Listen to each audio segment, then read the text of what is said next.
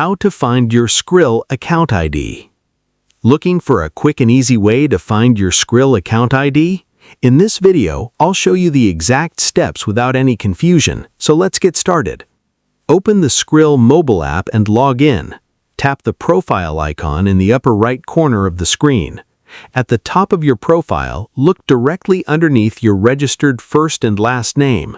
The number shown there is your Skrill user ID, also called your customer ID. Depending on when your wallet was created, it normally contains 6 to 9 digits. If you are using a computer instead, sign in on the Skrill website and click your name in the upper right corner. The same ID will appear in the account menu. Copy every digit carefully. Skrill may ask for this number when you contact support, and you should use it as the payment reference for a bank wire deposit when Skrill tells you to do so.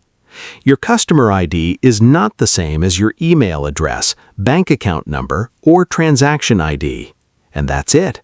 If this helped, leave a like and subscribe for more simple how-to guides.